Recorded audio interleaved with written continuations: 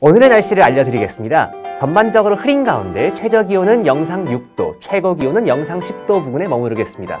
따뜻한 겉옷을 준비하시기 바랍니다. 이게 무슨 소리냐고요? 한여름에도 20도를 넘기는 날이 없는 그린란드의 수도 누크의 일기예보였습니다. 북극 가까이에 있는 세계 최대의 섬 그린란드. 오로라만 떠오르시나요? 하지만 그린란드의 현실은 자연만이 아닙니다. 오늘 초강난 언어들은 페이스북과 문자 메시지, 퀴어와 청년이 뒤섞이는 그린란드가 낳은 한 작가를 찾아 누크로 떠납니다.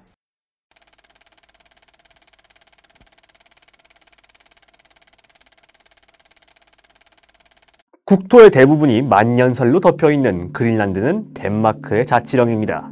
서기 10세기경부터 노르드족의 유입이 시작되며 이후 북유럽과 관계하게 되었지만 지금도 여전히 그린란드 인구의 89%는 원주민인 이누이트계입니다. 물론 문학을 어떻게 정의하느냐의 문제이긴 합니다만 우리가 흔히 생각하는 문학 작품의 역사는 그린란드에서 그리 길지 않습니다. 최초의 그린란드어 신문은 1861년 덴마크인에 의해 발행되기 시작하였고 최초의 그린란드어 소설은 1914년에 발표되었습니다. 사실 20세기 이전 그린란드의 문학, 그린란드의 문화는 대개 구술 전통에 기반해 있었습니다.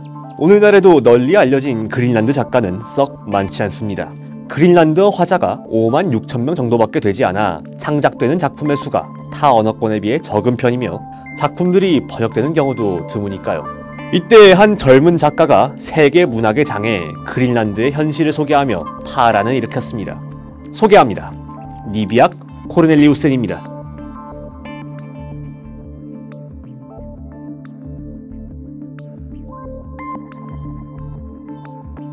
니비악 코르넬리우센은 1990년 누크에서 태어났습니다.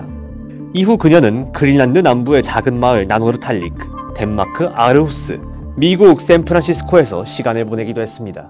코르넬리우센은 누크를 배경으로 한 자신의 장편 데뷔작 호모 사피엔느를 그린란드어로 쓴 뒤 직접 덴마크어로 번역하여 폴리티켓 문학상, 노르딕 카운실 문학상 후보에 올랐고 덴마크 예술재단 문예위는 호모 사피엔느를 덴마크 현대문학에 큰 영향을 준 도서로 선정하기도 했습니다. 그런데 잠깐!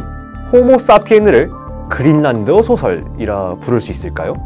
실제로 코르넬리우센은 자신의 작품이 그린란드의 문화적 전통에 비추어 볼 때 새롭다고 평가하며 작중 그린란드어, 덴마크어, 그리고 영어를 뒤섞습니다. 이는 오늘날 누크 청년들의 현실을 반영한 것으로 작품의 주인공들인 5명의 인물들은 퀴어한 관계를 맺고 끝없이 문자와 페이스북을 통해 서로 대화합니다.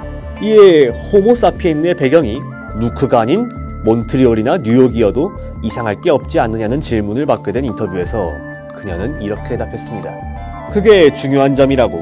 그린란드는 북극곰이 애완동물인 사람들이 이글루에 사는 얼음섬이기만 한 게 아니라 그린란드인들 또한 현대를 살아가고 있다고 말이죠.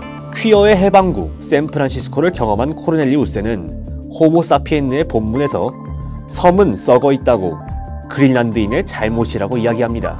하지만 아이러니하게도 캘리포니아의 자유를 좋아하고 외부 세계로부터 비교적 고립된 작은 사회인 그린란드를 갑갑해하는 그녀는 끊임없이 그린란드인의 정체성 문제를 탐색합니다. 어쩌면 그것이 대다수 주변부 작가들의 숙명인지도 모르겠습니다. 그럼 지금까지 안토니였습니다.